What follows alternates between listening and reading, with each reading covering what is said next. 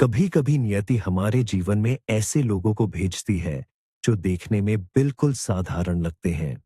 हम उनके मैले कपड़ों और उनकी खामोशी को उनकी कमजोरी मान लेते हैं, लेकिन हम ये भूल जाते हैं कि राख के नीचे दबी हुई चिंगारी किसी भी पल एक भयंकर ज्वालामुखी बन सकती है।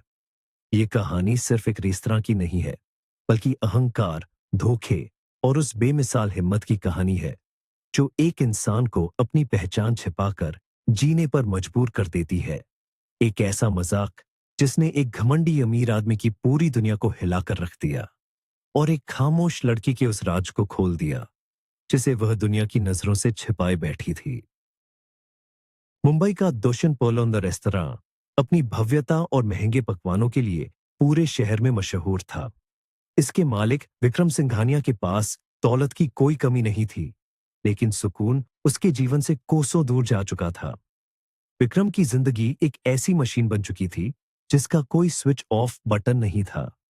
उसकी पत्नी रिया, जिसके लिए दुनिया सिर्फ डिजाइनर कपड़ों और किटी पार्टियों तक सीमित थी, उससे भावनात्मक रूप से बिल्कुल कट चुकी थी। विक्रम के लिए उसका रेस्तरां ही उसका पहला प्यार और उसकी सबसे बड़ी जिम्मेदारी थी। लेकिन इस चकाचौंध के पीछे रेस्तरां के किचन में एक ऐसी लड़की काम करती थी जिसका इस आलीशान दुनिया से कोई वास्ता नहीं लगता था। उसका नाम अनन्या था। वह बर्तन धोने का काम करती थी। कोई नहीं जानता था कि वह कहां से आई है, उसका अतीत क्या है और क्यों वह हमेशा एक भद्दा सा विग पहनकर अपनी असली पहचान छिपाए रखती है। माथे पर उभरी हुई चिंता की रेखाएं एक अलग ही दर्दनाक कहानी बयां कर रही थीं। विक्रम के पास चैन से सांस लेने की भी फुर्सत नहीं थी। इत्मीनान से बैठकर खाना खाने की तो बात ही छोड़ दीजिए। आज का दिन उसके लिए किसी भयानक सपने से कम नहीं था। उसके सबसे भरोसेमंद और पुराने मैनेजर ने अचानक अपना इस्तीफा दे दिया था और अब पूरे रेस्तरां का भारी भरकम बोझ सीधे उसके कंधों पर आ गिरा था। विक्रम ने अपनी रेशमी टाई की गांठ को थोड़ा ढीला किया और अपनी जकड़ी हुई गर्दन को सहलाया। उसे लगा जैसे सफलता की संधि दौड़ में वह खुद को कहीं बहुत पीछे छोड़ आया है। वह सोच रहा था कि काश उसे बस 3 दिन की छुट्टी मिल जाती, जहां वह बिना किसी अलार्म के गहरी नींद सो सके, बिना किसी फोन कॉल के जाग सके। लेकिन यह एक नामुमकिन ख्वाब था। उसने मेज पर रखे उस इस्तीफे के कागज को देखा जिस पर मैनेजर के आखिरी हस्ताक्षर थे। विक्रम ने खींचते हुए उस कागज को अपनी डेस्क के ड्रॉर में फेंक दिया और अपनी आंखें बंद कर ली। उसके लिए आराम का समय अभी बहुत दूर था और रात का असली तनाव अभी शुरू ही होने वाला था। तभी विक्रम के सूट की जेब में रखा उसका महंगा स्मार्टफोन जोर जोर से वाइब्रेट करने लगा। स्क्रीन पर रिया का नाम चमक रहा था। विक्रम ने एक गहरी सांस ली और फोन उठाया। रिया उसकी पत्नी थी जो हमेशा अपनी ही दुनिया में मग्न रहती थी। फोन उठते ही दूसरी तरफ से एक तीखी और शिकायत भरी आवाज आई। क्या तुम्हें याद भी है कि तुम्हारी एक पत्नी है, या तुमने रेस्तरां से ही शादी कर ली है? एक बहुत बड़े स्पाइस सप्लायर के साथ कॉन्ट्रैक्ट साइन करना है। मेरे पास सच में बिल्कुल वक्त नहीं है। रिया ने दूसरी तरफ से एक व्यंग्यात्मक हंसी हंसते हुए कहा। हाँ बिल्कुल, तुम्हारे पास तो कभी वक्त नहीं होता, बस पैसे कमाते रहो और मुझे इस बड़े से घर में अकेला छोड़ दो। विक्रम को अंदर ही अंदर बहुत तेज गुस्सा आ रहा था। रिया की जिंदगी का हर शौक, उसके महंगे विदेशी टूर, उसके लाखों के कपड़े, सब उसी पैसे से आते थे जिसके लिए विक्रम दिन रात अपनी जान जोखिम में डालता था। लेकिन रिया को इससे कोई मतलब नहीं था। उसे सिर्फ क्रेडिट कार्ड स्वाइप करने से मतलब था। विक्रम ने बिना कुछ और कहे फोन काट दिया। वह जानता था कि अगर वह घर जल्दी नहीं गया तो रिया एक और बड़ा तमाशा खड़ी कर देगी। कभी कभी उसे शक होता था कि इस खालीपन को भरने के लिए रिया ने कहीं कोई दूसरा रास्ता तो नहीं चुन लिया है। लेकिन अभी उसके पास इन सब बातों के बारे में सोचने का समय नहीं था। बाहर रेस्तरां में मेहमानों की भीड़ बढ़ने लगी थी और उसे अपनी जिम्मेदारियों का सामना करने के लिए बाहर जाना ही था। और बेहद फुर्तीला बारटेंडर काम कर रहा था। कबीर सिर्फ एक कर्मचारी नहीं था, वह ग्राहकों को पढ़ने में माहिर था। उसकी मुस्कान और ड्रिंक्स बनाने का उसका अनोखा अंदाज सबको बहुत पसंद था। विक्रम खामोशी से काउंटर के पास पहुंचा। उसका मूड पहले से ही बहुत खराब था और उसे अपना गुस्सा निकालने के लिए कोई शिकार चाहिए था। उसकी नजर किचन के दरवाजे की तरफ गई, जहां से अनन्या, जो उनकी नई डिशवॉशर थी, गंदे बर्तनों की एक बड़ी सी ट्रे लेकर अंदर जा रही थी। अनन्या एक बहुत ही रहस्यमयी लड़की थी। वह एक भद्दा सा भूरे रंग का विग पहनती थी, जो उसके चेहरे को आधा ढक लेता था। उसके होंठ हमेशा खामोश रहते थे। रेस्तरां की बाकी वेट्रेस हमेशा उसका मजाक उड़ाती थीं, उसे ताने मारती थी, लेकिन उसने कभी पलटकर किसी को कोई जवाब नहीं दिया था।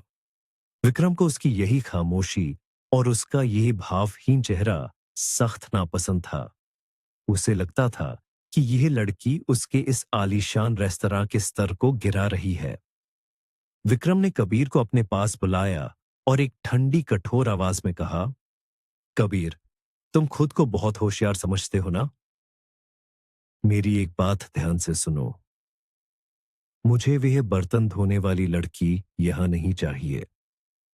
मैं चाहता हूं कि तुम उसे इतना परेशान करो, इतना जलील करो कि वह खुद रोते हुए यह नौकरी छोड़ दे।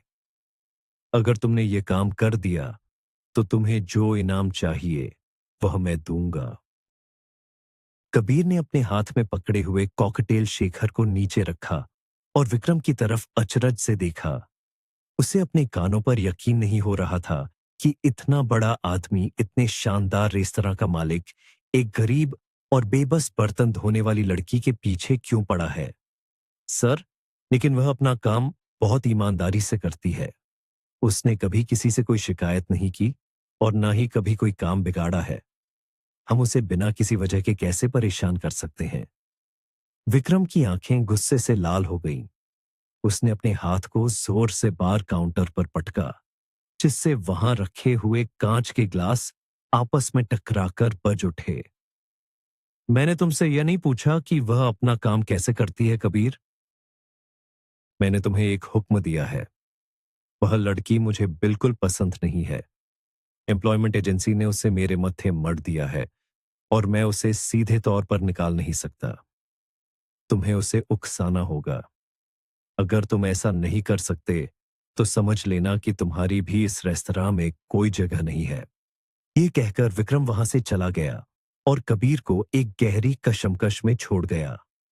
कबीर स्वभाव से एक नेक और समझदार लड़का था। उसने साइकोलॉजी की पढ़ाई की थी, लेकिन उसे माहौल और लोगों के बीच रहना पसंद था। इसलिए उसने बार टेंडर का पेशा चुना था। वह नहीं चाहता था कि किसी बेगुनाह को परेशान करे, लेकिन उसे अपनी नौकरी की भी सख्त जरूरत थी। उसने एक गहरी सांस ली और मन मारते हुए एक चमचमाता हुआ वाइन का ग्लास उठाया और किचन की तरफ चल दिया, जहां अनन्या बर्तनों के अंबार के बीच खड़ी अपना काम कर रही थी। किचन के अंदर का माहौल हॉल से बिल्कुल अलग था। वहां गर्म भाप, उबलते हुए सूप की महक और बर्तनों के टकराने की तेज आवाजें गूंज रही थीं। अनन्या एक कोने में खड़ी थी। उसने एक बड़ा सा रबर का एप्रन पहना हुआ था और उसके हाथ साबुन के जाग से सने हुए थे। वह एक मशीन की तरह काम कर रही थी, लगातार, बिना रुके, बिना थके। उसके चेहरे पर कोई भाव नहीं था, जैसे वह इस दुनिया में मौजूद ही ना हो। कबीर उसके पास पहुंचा। आसपास काम कर रही वेट्रेस और अन्य कर्मचारी अपना काम रोककर यह तमाशा देखने लगे। सबको पता था कि मालिक अनन्या को पसंद नहीं करता और अब बार टेंडर भी उसे जलील करने आ गया था। कबीर ने वह शीशे का ग्लास अनन्या के चेहरे के ठीक सामने किया और एक नकली गुस्से वाली आवाज में बोला, यह क्या तरीका है काम करने का? क्या तुम्हें दिखाई नहीं देता? इस ग्लास पर अभी भी दाग लगे हुए हैं। अगर तुम ठीक से काम नहीं कर सकती तो तुम्हें यहां रुकने का कोई हक नहीं है। कबीर को खुद अपने शब्दों पर घिन आ रही थी, लेकिन उसे नाटक करना था। पूरा किचन खामोश हो गया। सबको लगा कि अब यह गरीब लड़की रो पड़ेगी या डर के मारे कांपने लगेगी। लेकिन अनन्या ने साबुन के पानी से अपने हाथ बाहर निकाले। उसने कोई घबराहट नहीं दिखाई। उसने बहुत ही शांत और स्थिर निगाहों से कबीर की आंखों में देखा। उसकी आंखें, जो उस भद्दे विग के नीचे से झांक रही थीं, उनमें गजब का आत्मविश्वास और एक अजीब सी गहराई थी। उसने बहुत ही ठंडी और सधी हुई आवाज में पूछा, मुझे तो इसमें कोई दाग नजर नहीं आ रहा। क्या आप मुझे बताएंगे कि गंदगी कहाँ है? कबीर पल भर के लिए हड़बड़ा गया। उसने बिल्कुल उम्मीद नहीं की थी कि यह लड़की इस तरह पलटकर जवाब देगी। उसने ग्लास के किनारे पर एक अदृश्य धूल के कण की तरफ इशारा करते हुए कहा, यहां ये दाग तुम्हें नहीं दिखता? घीन। यह दृश्य बहुत ही अपमानजनक था, लेकिन अनन्या के चेहरे की एक मांसपेशी भी नहीं फड़की। उसने बहुत ही शालीनता से अपने पास रखा हुआ एक साफ तौलिया उठाया। माफ कीजिएगा, उसने कहा, और उस ग्लास के किनारे को बहुत ही नजाकत से पोंछ दिया, जैसे वह कोई बहुत कीमती चीज साफ कर रही हो। उसका यह अंदाज किसी नौकरानी का नहीं, बल्कि किसी महारानी जैसा था, जो एक नासमझ प्रजा को माफ कर रही हो। ये सब इतनी शांति और गरिमा के साथ हुआ कि कबीर के मुंह से एक शब्द नहीं निकला। वह बस उसे देखता रह गया। अनन्या ग्लास वापस रखकर फिर से अपने काम में लग गई। किचन में छाए सन्नाटे को चीरते हुए एक वेट्रेस ने ताना मारा, इसके अंदर तो कोई भाफना ही नहीं है, बिल्कुल पत्थर है। कबीर ने बिना कुछ कहे वह ग्लास उठाया और वहां से चुपचाप बाहर निकल आया। उसे खुद पर बहुत शर्म आ रही थी। उसने महसूस किया कि उस लड़की के अंदर एक ऐसा स्वाभिमान है जिसे कोई भी झूठा इल्जाम या ताना तोड़ नहीं सकता। बाहर आते ही उसका सामना विक्रम सिंघानिया से हुआ, जो अंधेरे में खड़ा यह सब देख रहा था और गुस्से से कांप रहा था। विक्रम के चेहरे की नसें तनी हुई थीं। उसने कबीर को पास बुलाकर फुसफुसाते हुए, लेकिन खूंखार आवाज में कहा, तुम बहुत बुरा काम कर रहे हो कबीर। एक मामूली बर्तन धोने वाली को तुम रुला नहीं सके। तुम किसी काम के नहीं हो। मैंने तुमसे कहा था कि उसे इतना तंग करो कि वह चिल्लाने लगे, रोने लगे, लेकिन तुमने तो बस एक हल्का सा नाटक किया और वापस आ गए। कबीर ने ग्लास को काउंटर पर रखा और अपनी आंखें विक्रम से मिलाई। उसका जमीर अब और इस अन्याय को बर्दाश्त करने के लिए तैयार नहीं था। सर, मुझे माफ कीजिएगा, लेकिन मैं ये काम नहीं कर सकता। वह लड़की अपना काम पूरी ईमानदारी से कर रही है। उसने ना तो कभी कुछ चुराया है और ना ही किसी से बदतमीजी की है। मैं बिना किसी गलती के किसी की बेइज्जती नहीं कर सकता। अगर आपको वह इतनी ही नापसंद है, तो आप खुद उसे क्यों नहीं निकाल देते? मुझसे ये सब नीच हरकतें नहीं होंगी। यह सुनते ही विक्रम का गुस्सा 7वें आसमान पर पहुंच गया। उसका चेहरा लाल हो गया और उसने अपनी मुट्ठी कस ली। तुम मुझे सिखाओगे कि मुझे अपना रेस्तरां कैसे चलाना है? तुम होते कौन हो मुझे भाषण देने वाले? क्या तुम कोई साइकोलॉजिस्ट हो जो मुझे नैतिकता का पाठ पढ़ा रहे हो? कबीर ने बहुत ही शांत से अपना एप्रन खोलना शुरू किया। हाँ सर, मैंने साइकोलॉजी की ही पढ़ाई की है, लेकिन मुझे लगा था कि यहाँ लोगों को खुश करने का काम होता है, उनकी आत्मा को कुचलने का नहीं। अगर आपकी यही शर्त है, तो मुझे यह नौकरी नहीं करनी। कबीर ने अपना एप्रन काउंटर पर रखा और मुड़ गया। विक्रम पीछे से चिल्लाया, निकल जाओ यहां से और दोबारा कभी अपनी शक्ल मत दिखाना। तुम जैसे कामचोर लड़कों को मैं अपने जूतों की नोक पर रखता हूं। कबीर ने उसकी धमकियों पर कोई ध्यान नहीं दिया। उसने अपना सामान उठाया और रेस्तरां के पिछले दरवाजे से बाहर निकल गया। मुंबई की रात की ठंडी हवा उसके चेहरे से टकराई। बारिश रुक चुकी थी, लेकिन सड़कों पर पानी भरा हुआ था और हवा में गीली मिट्टी की सौंधी महक थी। उसे अपनी नौकरी जाने का कोई खास अफसोस नहीं था, बल्कि उसे एक अजीब सी आजादी महसूस हो रही थी। वह रेस्तरां के पिछले गेट के पास खड़ा होकर अपनी सिगरेट सुलगाने ही वाला था कि तभी किचन का दरवाजा खुला। अनन्या अपना काम खत्म करके बाहर निकली। उसने अपना एप्रन और भी भद्दा सा विग पहन रखा था। कबीर ने उसे देखा और तुरंत उसके पास पहुंच गया। वह हाँफ रहा था और थोड़ा शर्मिंदा भी था। अनन्या, रुको, मुझे तुमसे कुछ बात करनी है। अनन्या रुकी और उसने अपनी शांत नीली हरी आंखों से कबीर को देखा। कबीर ने जल्दी से अपने बैग से एक छोटा सा पार्सल निकाला।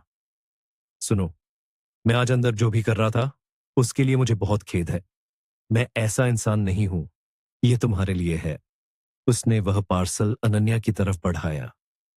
पार्सल में से ताजा बेक किए गए चॉकलेट वैनिला केक और दालचीनी की बहुत ही मीठी और लुभावनी महक आ रही थी। यह केक आज शेफ ने मुझे दिया था। मैंने सोचा तुम इसे खा लेना। और हाँ, अब तुम्हें मेरी शक्ल भी नहीं देखनी पड़ेगी क्योंकि मुझे निकाल दिया गया है। अनन्या ने उस पार्सल को देखा और फिर कबीर की तरफ। पहली बार उसके होठों पर एक बहुत ही हल्की सी, लगभग ना दिखने वाली मुस्कान तैर गई। उसने अपनी खामोशी तोड़ते हुए कहा, तो क्या तुम मेरे साथ एक कप चाय पीना पसंद करोगे? मैं यहीं पास में रहती हूं। कबीर अवाक रह गया। जो लड़की पूरे रेस्तरां में किसी से एक शब्द नहीं बोलती थी, वे उसे अपने घर चाय पर बुला रही थी। कबीर ने बिना ज्यादा सोचे हामी भर दी। वह दोनों साथ साथ मुंबई की उन संकरी और अंधेरी गलियों से होते हुए चलने लगे। कुछ देर बाद वे एक बहुत ही पुरानी और जर्जर चौल के सामने पहुंचे। उस इमारत की हालत देखकर कबीर को अंदर तक सिहरन महसूस हुई। दीवारों की पपड़ियां गिर रही थीं, लकड़ी की सीढ़ियां सड़ चुकी थीं और हर तरफ सीलन की गंध थी। कबीर के मुंह से अचानक निकल गया, हे भगवान, यहां लोग कैसे रहते हैं? यह तो बिल्कुल भी सुरक्षित नहीं लगता। जैसे ही कबीर ने यह कहा, उसे अपनी गलती का एहसास हुआ। मेरा मतलब यह नहीं था, मैं बस। लेकिन अनन्या ने उसकी बात पर कोई नाराजगी नहीं दिखाई।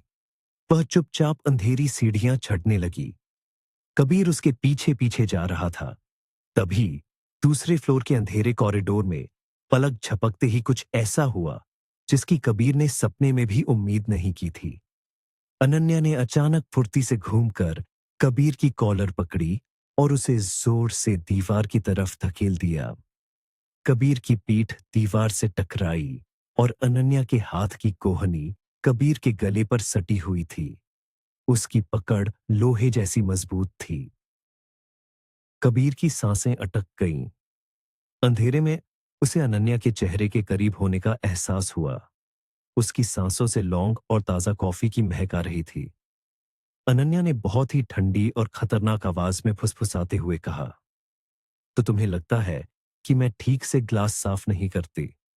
तुम्हें लगता है कि मैं एक कमजोर और बेबस लड़की हूं जिसके साथ कोई भी खेल सकता है?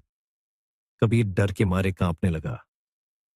अरे नहीं, मैंने कहा ना, मुझे माफ कर दो। वह सब तो सिंघानिया के कहने पर किया था। छोड़ो मुझे प्लीज। कबीर की घबराहट देखकर अनन्या ने धीरे से अपनी कोहनी हटा ली। उसने एक कदम पीछे लिया और अचानक उसकी वह कठोरता एक साधारण सी मुस्कान में बदल गई। कबीर दीवार के सहारे नीचे खिसक गया, अपना गला सहलाते हुए। तुम पागल हो क्या? तुमने तो मेरी जान ही निकाल दी थी। तुम जैसी दिखती हो वैसी बिल्कुल नहीं हो। अनन्या ने अपनी चाबियों से एक पुराने से दरवाजे का ताला खोलते हुए कहा, मैं बस तुम्हें यह दिखाना चाहती थी कि मैं कोई बेचारी लड़की नहीं हूं जिसे तुम लोग डरा सको। यह मेरी दुनिया है और यहां मैं तय करती हूं कि कौन मुझ पर हावी हो सकता है और कौन नहीं। अब उठो और अंदर आओ। हमने केक और चाय पीने का फैसला किया था, याद है? कबीर अब भी सकते में था। यह लड़की कोई साधारण डिशवॉशर तो कतई नहीं थी। उसके हर मूवमेंट में एक गजब का संतुलन और ट्रेनिंग की झलक थी, जैसे कोई मार्शल आर्ट्स का एक्सपर्ट हो या फिर कोई सधा हुआ कलाकार। वह धीरे से उठा और अनन्या के कमरे के अंदर दाखिल हुआ। लकड़ी का इस्तेमाल किया गया था। छत पर लटकने वाले बल्ब को रंग बिरंगे कांच के मोतियों से बुने हुए एक हाथ के बने लैंप शेड से ढका गया था। फर्श पर बिछे सस्ते लेकिन बेहद चमकीले रंग के गलीचे कमरे में एक अजीब सी गर्मी और सुकून पैदा कर रहे थे। तुम्हारे पास बैठने के लिए कुर्सियां तो नहीं है? अनन्या ने कहा, लेकिन हम जमीन पर बैठ सकते हैं। तुम किचन में जाकर गैस पर पानी चढ़ा दो, मैं तब तक कपड़े बदल कर आती हूं। कबीर ने हामी भरी और छोटे से किचन की तरफ चला गया। उसने गैस जलाई और पानी उबलने का इंतजार करने लगा। उसकी नजर वहां रखे एक छोटे से पुराने रेफ्रिजरेटर पर गई। उस पर कुछ मैग्नेट्स लगे थे और उनके बीच एक तस्वीर चिपकी हुई थी। वह तस्वीर एक बहुत ही खूबसूरत छोटी बच्ची की थी, जिसकी उम्र मुश्किल से 4 या 5 साल होगी। उसके घुंघराले बाल थे और आंखें बिल्कुल अनन्या जैसी गहरी और नीली हरी थीं। बच्ची के पीछे समंदर की लहरें दिखाई दे रही थीं और उसके बगल में एक बेहद हैंडसम जवान आदमी खड़ा मुस्कुरा रहा था। कबीर सोच में पड़ गया कि आखिर ये बच्ची और ये आदमी कौन है। तभी पीछे से आवाज आई, पानी उबल गया। कबीर पलटा और उसके हाथ से चाय की पत्ती का डिब्बा छूटते छूटते बचा। सामने जो महिला खड़ी थी, वह बर्तन धोने वाली लड़की कतई नहीं थी। अनन्या ने अपना वह भद्दा रबर का एप्रन और वह गंदा सा विग उतार दिया था। अब वह एक बहुत ही साधारण लेकिन बेहद खूबसूरत कॉटन के कुर्ते में थी। उसके असली बाल छोटे काले और घुंघराले थे, जो उसके चेहरे के चारों तरफ बड़ी खूबसूरती से बिखरे हुए थे। उसकी लंबी सुराहीदार गर्दन और उसके चेहरे का तेज अब पूरी तरह से साफ दिखाई दे रहा था। उसके खड़े होने का अंदाज इतना शाही था कि जैसे वह किसी राजमहल की राजकुमारी हो।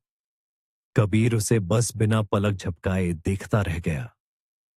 तुम तुम तो बिल्कुल अलग लग रही हो, कबीर ने हकलाते हुए कहा।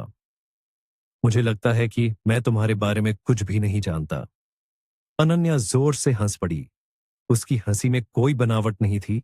वह एकदम साफ और झरने के पानी की तरह मधुर थी। हाँ, शायद तुम नहीं जानते। चलो, अब चाय छान लो और केक काट लो।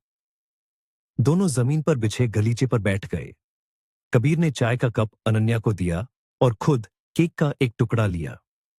वह तस्वीर, कबीर ने फ्रिज की तरफ इशारा करते हुए बहुत सावधानी से पूछा, वह बच्ची कौन है? और वह आदमी? अनन्या के चेहरे की मुस्कान थोड़ी मध्यम पड़ गई। उसने अपनी चाय का एक घूंट लिया और बहुत ही शांत आवाज में कहा, वह मेरी बेटी है। और वह आदमी, वह मेरी जिंदगी का सबसे खूबसूरत सच था। उसका नाम रोहन था। कबीर को लगा कि उसने शायद किसी दुखती रग पर हाथ रख दिया है। माफ करना, मेरा इरादा तुम्हें दुखी करने का नहीं था। क्या तुम शादीशुदा हो? अनन्या ने केक का एक छोटा सा टुकड़ा अपनी उंगलियों से तोड़ा। उसके हाथों की उंगलियां बहुत लंबी और सुंदर थीं, जैसे किसी नृत्यांगना की होती है। नहीं, मैंने शादी नहीं की थी, लेकिन रोहन मेरे लिए मेरे पति से भी बढ़कर था। हम दोनों एक ही सपने को जीते थे। कबीर ने ध्यान से उसकी उंगलियों और उसके बैठने के तरीके को देखा। तुम सच में कोई मामूली लड़की नहीं हो ना? जिस तरह से तुम बैठती हो, तुम्हारी रीढ़ की हड्डी बिल्कुल सीधी है। जिस तरह से तुमने मुझे दीवार पर पटका था। तुम या तो कोई बहुत बड़े घर की लड़की हो या फिर कोई प्रोफेशनल डांसर। और मुझे यकीन है कि तुम दूसरी वाली हो। अनन्या की आंखों में एक चमक आ गई। तुम सच में एक अच्छे साइकोलॉजिस्ट हो, कबीर। हाँ, मैं एक कथक डांसर थी। मैं दिल्ली के एक बहुत ही रईस परिवार से ताल्लुक रखती हूँ। मेरे माता पिता दोनों सरकारी विभागों में उच्च पदों पर थे। वे चाहते थे कि मैं भी सिविल सर्विस में जाऊं और एक नौकरशाह बनूं। उन्होंने मुझे दुनिया की हर सुख सुविधा दी थी। महंगी गाड़ियां, विदेश यात्राएं, बड़े स्कूलों में पढ़ाई। लेकिन मेरा दिल घुंघरुओं की झंकार में बसता था। जब मैं नाचती थी तो मुझे लगता था कि मैं हवा में उड़ रही हूं, आजाद हूं। जब मैंने अपने परिवार को बताया कि मैं डांस को अपना करियर बनाना चाहती हूं, तो घर में तूफान आ गया। मैंने उसी रात अपना बैग उठाया और वह आलीशान घर छोड़कर मुंबई आ गई। यहां मैंने एक छोटे से हॉस्टल में कमरा लिया। दिन में मैं एक डांस एकेडमी में कथक का अभ्यास करती थी और रात में अपना खर्च निकालने के लिए एक ढाबे पर बर्तन धोती थी। मेरे माता पिता ने मुझे ढूंढ लिया और मुझे वापस ले जाने की बहुत कोशिश की, लेकिन मैंने वापस जाने से इनकार कर दिया। मैंने आजादी का स्वाद छक लिया था। उसी हॉस्टल में मेरी मुलाकात रोहन से हुई। वह भी मेरी तरह एक पैशनेट डांसर था। हम दोनों की सोच, हमारे सपने बिल्कुल एक जैसे थे। हम दोनों ने मिलकर एक कंटेम्परेरी डांस ग्रुप ज्वाइन कर लिया। हमारी मेहनत रंग लाने लगी और बहुत जल्द हम मुख्य नर्तक बन गए। हमारी जिंदगी किसी खूबसूरत सपने जैसी चल रही थी। हम पैसा कमा रहे थे, दुनिया घूम रहे थे।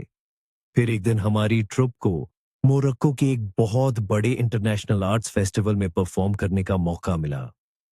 फ्रिज पर लगी वह तस्वीर उसी ट्रिप की है। हम वहां बहुत खुश थे। मोरक्को की हवाओं में मसालों की खुशबू थी, वहां के बाजारों के रंग और वहां की कॉफी, सब कुछ जादुई था। लेकिन हमें नहीं पता था कि वह जादू हमारी जिंदगी का सबसे बड़ा ग्रहण बनने वाला है। कबीर एकदम खामोश बैठा था। उसकी चाय ठंडी हो चुकी थी। फिर क्या हुआ? ना चाय से नीचे गिरा। उसके पैरों पर लोहे का एक भारी ढांचा आ गिरा। मैं चीखती रह गई। उसे तुरंत अस्पताल ले जाया गया। डॉक्टरों ने उसकी जान तो बचा ली, लेकिन उसकी रीढ़ की हड्डी और पैरों में इतने फ्रैक्चर थे कि उन्होंने साफ कह दिया कि रोहन अब कभी अपने पैरों पर खड़ा होकर नाच नहीं सकेगा। हमारा सपना उसी दिन उस टूटे हुए स्टेज के साथ मलबे में तब्दील हो गया। कबीर के रोंगटे खड़े हो गए। उसने सांत्वना देने के लिए अपना हाथ आगे बढ़ाया। यह तो बहुत भयानक था। अनन्या ने एक कड़वी मुस्कान के साथ कहा। भयानक तो वह था जो उसके बाद हुआ। हम भारत वापस आ गए। हमने हार नहीं मानी। हमारे पास जो भी जमा पूंजी थी, उससे हमने मुंबई के एक अच्छे इलाके में मोरक्कन थीम वाला एक कैफे खोला। कैफे चल पड़ा। लोग हमारे मसालों और खाने के दीवाने हो गए। उसी दौरान मैं प्रेग्नेंट हो गई और मेरी बेटी का जन्म हुआ। हम फिर से खुशियां बटोरने लगे थे। तभी हमारे कैफे में कुछ नए सप्लायर आए, जो हमें बहुत सस्ते दाम पर सीधे मोरक्को से मसाले देने का दावा कर रहे थे। उन्होंने हमें एक बहुत अच्छा शेफ भी दिया। ये लोग थे जो हमारे कैफे के नाम का इस्तेमाल करके ड्रग्स की स्मगलिंग कर रहे थे। पुलिस ने रोहन को गिरफ्तार कर लिया। हम चिल्लाते रह गए कि हम बेगुनाह हैं, लेकिन सारे कागजात पर रोहन के दस्तखत थे। असली सप्लायर गायब हो चुके थे।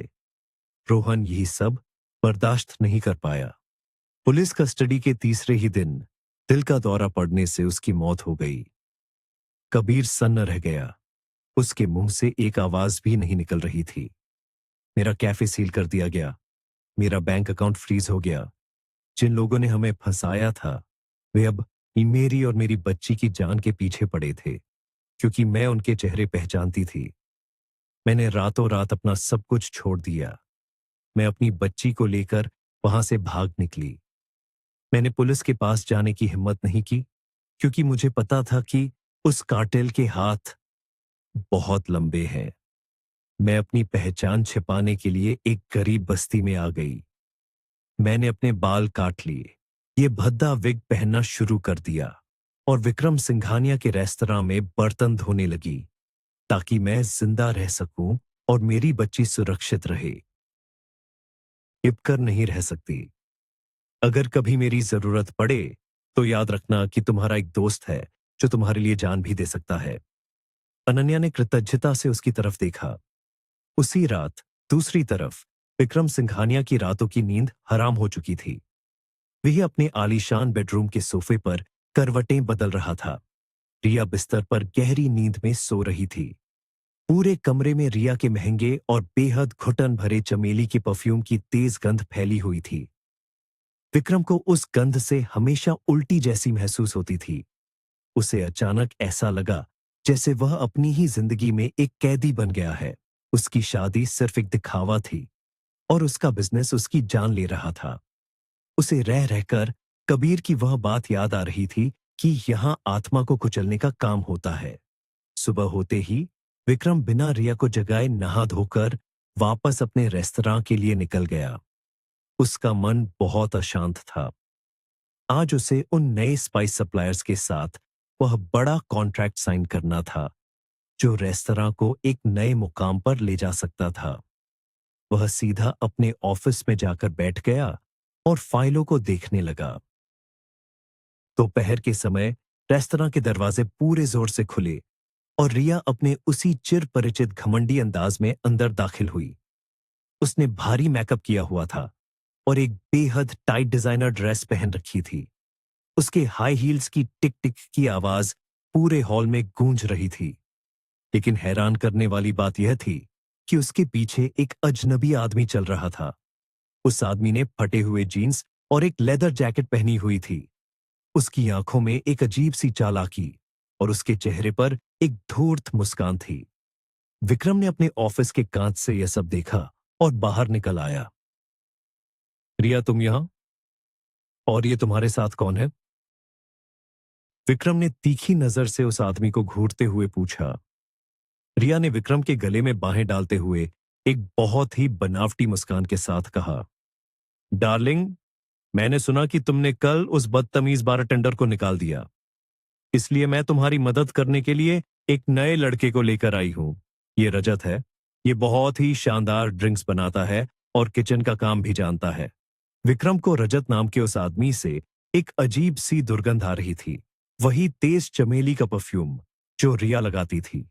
विक्रम का माथा ठनका। एक बहुत ही घिनौना शक उसके दिमाग में कौंध गया। क्या यह वही आदमी है जिसके साथ रिया अपना खाली वक्त बिताती है? विक्रम ने अपने गुस्से को पीते हुए कहा, ठीक है, इसे बार काउंटर पर भेज दो। लेकिन रिया, तुम्हारा यहां आने का असली मकसद क्या है? तुम जानती हो कि मेरी एक बहुत जरूरी मीटिंग है। रिया ने विक्रम के कोट के कॉलर से खेलते हुए बहुत ही नखरेबाज अंदाज में कहा, मुझे पता है तुम्हारी मीटिंग है, लेकिन मैं चाहती हूं कि तुम मेरे लिए एक छोटा सा काम करो। याद है, तुम हमेशा कहते हो कि वह बर्तन धोने वाली लड़की कितनी अजीब है। मैं चाहती हूं कि तुम आज की इस बड़ी मीटिंग में उस लड़की को बुलाओ। तुम उन बड़े सप्लायर्स के सामने उसे अपनी पत्नी बनाकर पेश करो। जरा सोचो, जब उन वीआईपी लोगों के सामने वह गंदे कपड़ों में आएगी तो कितना मजा आएगा। मैं बाहर बैठकर यह सारा तमाशा देखूंगी। विक्रम को यह आइडिया बहुत ही घटिया और बेवकूफाना लगा। ये कोई मजाक का वक्त नहीं है रिया। यह एक मल्टी मिलियन डॉलर की डील है। लेकिन रिया जिद पर अड़ गई। उसने धमकी दी कि अगर विक्रम ने उसकी बात नहीं मानी तो वह सप्लायर्स के सामने ही कोई हंगामा खड़ा कर देगी। विक्रम ने सोचा कि शायद यह एक अच्छा मौका है उस डिशवॉशर को हमेशा के लिए बाहर निकालने का। अगर वह मीटिंग में कोई बेवकूफी करेगी तो उसके पास उसे नौकरी से निकालने का एक ठोस बहाना होगा। उसने गहरी सांस लेते हुए कहा, ठीक है, तुम खुश रहो। मैं उसे अंदर बुला लेता हूं, लेकिन तुम बाहर ही रहना। रिया खुशी से ताली बजाती हुई बार काउंटर की तरफ चली गई, जहां रजत पहले से ही उसे आंख मार रहा था। विक्रम ने वेटर को आदेश दिया कि वह तुरंत किचन में जाए और अनन्या को उसके वीआईपी केबिन में भेज दे। एप्रन नहीं उतारा और ना ही अपना विग ठीक किया। वह उसी भद्दे और गीले रूप में बाहर निकली। विक्रम के केबिन का दरवाजा खुला। अंदर दो सूट पहने हुए रसूखदार लोग बैठे थे। विक्रम उन्हें अपने रेस्तरां की खूबियों के बारे में बता रहा था। जैसे ही अनन्या अंदर दाखिल हुई, कमरे में अजीब सी खामोशी छा गई। वे दोनों सप्लायर उसकी हालत देखकर असहज हो गए। विक्रम ने एक क्रूर मुस्कान के साथ खड़े होकर कहा, सज्जनों, मैं आपको एक बहुत ही खास इंसान से मिलाना चाहता हूं। यह मेरी धर्मपत्नी है। यह बहुत ही सादगी पसंद है और रेस्तरां के छोटे मोटे कामों में मेरी मदद करना पसंद करती है। सप्लायर्स ने अजीब नजरों से एक दूसरे को देखा और फिर जबरदस्ती मुस्कुराते हुए सिर हिलाया। अनन्या के चेहरे पर कोई शिकन नहीं थी। वह चुपचाप एक खाली कुर्सी पर बैठ गई। तो हम कॉन्ट्रैक्ट की बात कर रहे थे। सप्लायर के मुख्य आदमी ने एक मोटी सी फाइल मेज पर आगे खिसकाते हुए कहा, यह रहा कॉन्ट्रैक्ट। इसमें हमारे सबसे बेहतरीन केसर, इलायची और खास मुरक्कन मसालों का जिक्र है। आप बस यहां दस्तखत कर दीजिए।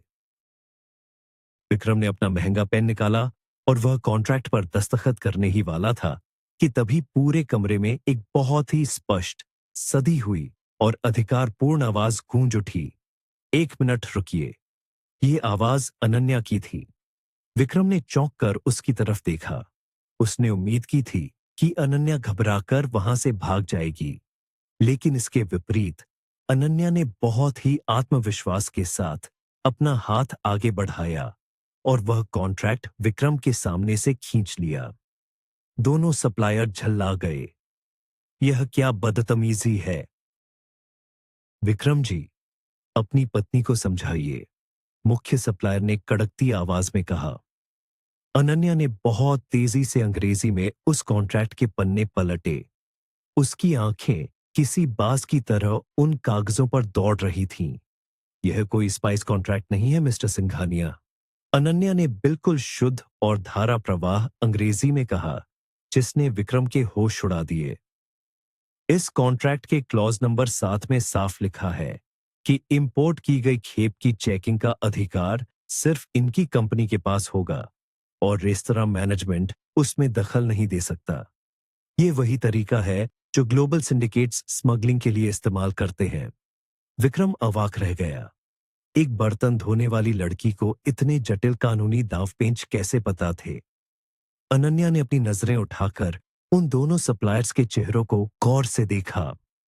अचानक उसकी आंखों में एक भयानक तूफान उठ खड़ा हुआ। उसके हाथ कांपने लगे, लेकिन डर से नहीं, बल्कि एक असीम क्रोध से।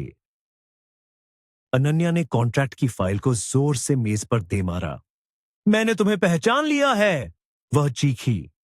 उसकी आवाज में इतना दर्द और गुस्सा था कि विक्रम अपनी जगह से उछल पड़ा। तुम वही हो? तुम दोनों वही लोग हो जिन्होंने 4 साल पहले मेरे और रोहन के कैफे में ड्रग्स की सप्लाई की थी। तुमने अपना नाम और कंपनी बदल ली है, लेकिन मैं तुम्हारे इन जाली चेहरों को कभी नहीं भूल सकती। तुम दोनों ने मेरे रोहन की जान ली है। सप्लायर्स के चेहरे का रंग उड़ गया। वे तुरंत अपनी कुर्सियों से खड़े हो गए। यह औरत पागल हो गई है। विक्रम जी, ये कैसी बेहूदगी है? हम ये डील अभी कैंसिल करते हैं, मुख्य सप्लायर ने अपना ब्रीफकेस उठाते हुए कहा। लेकिन विक्रम कोई बेवकूफ नहीं था। उसे सब कुछ समझ में आ रहा था। उसने तुरंत अपनी डेस्क के नीचे लगा हुआ इमरजेंसी सिक्योरिटी बटन दबा दिया। 1 सेकंड के अंदर केबिन के भारी लकड़ी के दरवाजे इलेक्ट्रॉनिक लॉक से बंद हो गए। कोई भी इस कमरे से बाहर नहीं जाएगा, विक्रम ने अपनी भारी आवाज में चेतावनी दी। अनन्या, तुम जो कह रही हो उसका मतलब समझती हो? अनन्या ने विक्रम की आंखों में आंखें डालकर कहा, ये मसाले नहीं, मौत बेचते हैं। अगर आप मेरी बात पर यकीन नहीं करते तो बाहर बार काउंटर पर खड़े उस रजत को बुलाइए। वह इन्हीं का आदमी है जो मेरी हर हरकत पर नजर रखने और आपके रेस्तरां में अपनी जगह बनाने के लिए आपकी पत्नी का इस्तेमाल करके यहां तक पहुंचा है। ये सुनते ही विक्रम के पैरों तले जमीन खिसक गई। प्रिया की बेवफाई और यह भयानक साजिश, सब कुछ एक साथ उसके सामने आ गया था। उसने बिना समय बर्बाद किए पुलिस कमिश्नर को फोन लगा दिया, जो उसका एक अच्छा दोस्त था। 15 मिनट के अंदर पूरे रेस्तरां को पुलिस ने घेर लिया। मीटिंग रूम का दरवाजा खोला गया और उन दोनों सप्लायर्स को हथकड़ियां पहना दी गईं। बाहर बार काउंटर पर रजत भागने की कोशिश कर रहा था, लेकिन पुलिस ने उसे भी दबोच लिया। रिया जमीन पर बैठी दहाड़े मार कर रो रही थी और विक्रम से माफी की भीख मांग रही थी। मुझे माफ कर दो विक्रम, मुझे नहीं पता था कि रजत एक स्मगलर है। उसने मुझे फंसाया है। विक्रम ने उसकी तरफ एक बहुत ही ठंडी और नफरत भरी नजर से देखा और कहा, तुम्हें पुलिस स्टेशन में जो कहना है कहना। इस घर और मेरी जिंदगी के दरवाजे तुम्हारे लिए हमेशा के लिए बंद हो चुके हैं। पुलिस सबको अपने साथ ले गई। रेस्तरां खाली हो चुका था। विक्रम ऑफिस में अकेला बैठा था। उसका पूरा साम्राज्य एक पल में तबाह होने से बच गया था, और यह सब उस लड़की की वजह से हुआ था जिसे वह रोज जलील करता था। उसे खुद पर बेहद शर्मिंदगी महसूस हो रही थी।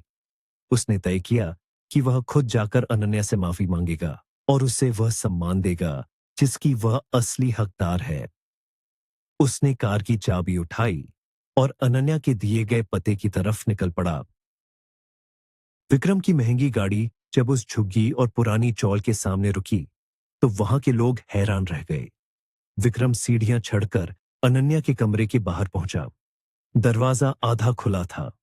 अंदर से दो लोगों के हंसने की आवाज आ रही थी। विक्रम ने दरवाजे से झांक कर देखा। अंदर अनन्या अपने असली रूप में बिना विक के बैठी थी और उसके सामने कोई और नहीं बल्कि कबीर बैठा था। वे दोनों चाय पी रहे थे और अनन्या की छोटी बच्ची कबीर के साथ खेल रही थी। यह दृश्य इतना पारदर्शी और प्यार भरा था कि विक्रम कुछ पल के लिए वहीं ठिठक गया। उसने धीरे से दरवाजे पर दस्तक दी। अनन्या ने मुड़कर देखा और तुरंत खड़ी हो गई। कबीर भी चौंक कर खड़ा हो गया। सर, आप यहां? कबीर ने हैरानी से पूछा। विक्रम अंदर दाखिल हुआ। उसकी नजरें झुकी हुई थीं। उसने अपने दोनों हाथ जोड़ लिए। मुझे माफ कर दो अनन्या। मैंने अपने घमंड में तुम्हें बहुत नीचा दिखाया। अगर आज तुम नहीं होती तो मैं सलाखों के पीछे होता और मेरा सब कुछ खत्म हो चुका होता। मैं तुम्हारे उस नुकसान की भरपाई तो नहीं कर सकता जो तुमने सालों पहले झेला, लेकिन मैं तुम्हें अपने रेस्तरां में 50% की हिस्सेदारी और जनरल मैनेजर का पद ऑफर करना चाहता हूं, और यह तुम्हारे और तुम्हारी बच्ची के लिए एक नए अपार्टमेंट की चाबियां हैं।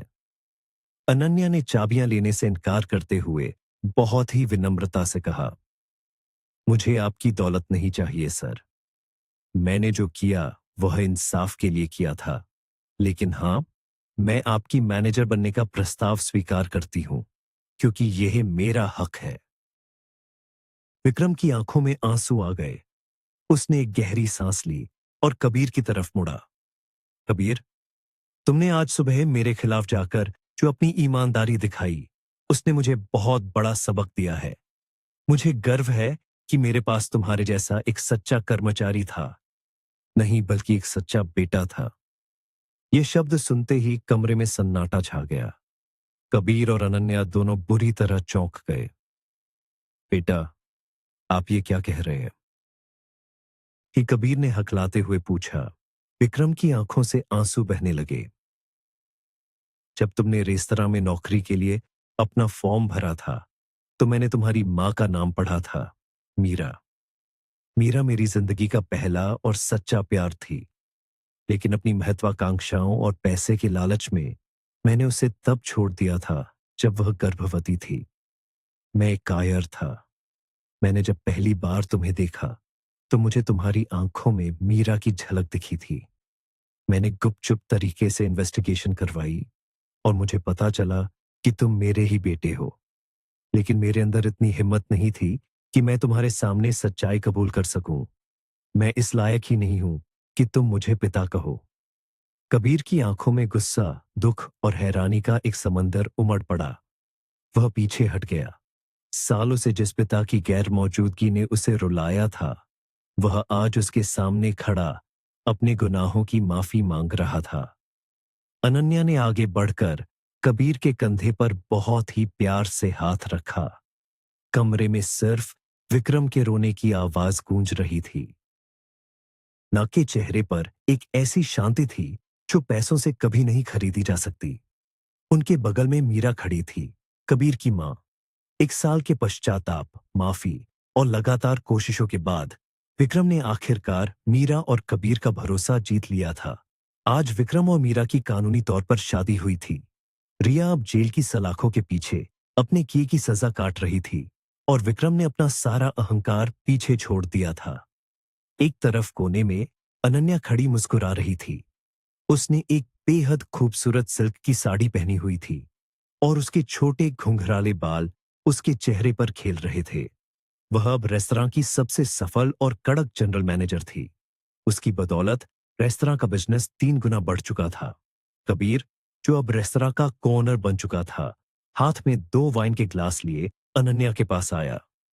उसने एक ग्लास अनन्या को दिया और उसकी आंखों में गहराई से देखते हुए कहा, पता है, मेरी मां हमेशा कहती है कि नियति हमें वहीं ले जाती है जहां हमें होना चाहिए।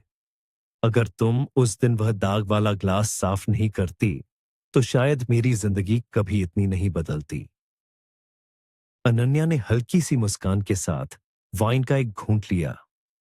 और अगर तुम उस दिन मुझे केक लाकर नहीं देते तो शायद मैं कभी अपनी उस खामोश और डरी हुई दुनिया से बाहर नहीं आ पाती। तुमने मुझे फिर से जीना सिखाया है कबीर। कबीर ने अपने दिल की धड़कनों को काबू में करते हुए एक गहरी सांस ली। अनन्या, तुमने मुझे एक बहुत अच्छा दोस्त माना है। मेरी माँ तुम्हें अपनी बेटी मानती है और तुम्हारी छोटी सी परी मुझे अपना सबसे अच्छा साथी मानती है।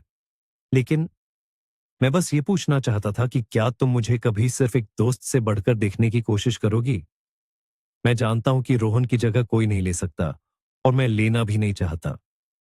मैं बस तुम्हारे इस सफर में तुम्हारा हमसफर बनना चाहता हूं। क्या तुम मेरे साथ एक असली डेट पर चलोगी? कबीर की आंखों में इतना प्यार और सच्चाई थी कि अनन्या की आंखें भर आईं। उसने अपनी लंबी सुंदर उंगलियों से कबीर का हाथ थाम लिया। उसने ना में सिर नहीं हिलाया, बल्कि एक ऐसी मुस्कान दी जिसमें एक नई सुबह की उम्मीद छिपी थी। हाँ कबीर, मैं चलूंगी, क्योंकि मुझे यकीन है कि कुछ कहानियां अधूरी खत्म होने के लिए नहीं, बल्कि एक नए अध्याय से शुरू होने के लिए बनी होती है। बाहर मुंबई की बारिश फिर से शुरू हो चुकी थी, लेकिन अंदर रेस्तरां के इस छोटे से हिस्से में सिर्फ प्यार, सुकून और एक नए जीवन की गर्माहट महसूस हो रही थी। और इस तरह एक घमंड से भरा मजाक कई जिंदगियों के लिए एक खूबसूरत वरदान बन गया। सच्चाई को चाहे कितने भी गंदे कपड़ों के नीचे क्यों ना छुपाया जाए, वह एक दिन अपना रास्ता खोज ही लेती है। आपको ये कहानी कैसी लगी? क्या आपने कभी किसी इंसान को उसकी शक्ल या कपड़ों से आंका है? अपने विचार हमें कमेंट्स में जरूर बताएं। अगर इस कहानी ने आपके दिल को छुआ है, तो वीडियो को लाइक करें, इसे अपने दोस्तों के साथ शेयर करें और ऐसी ही दिल को छू लेने वाली सिनेमैटिक कहानियों के लिए हमारे चैनल को सब्सक्राइब करना बिल्कुल न भूलें। शुक्रिया और मिलते हैं अगली कहानी में।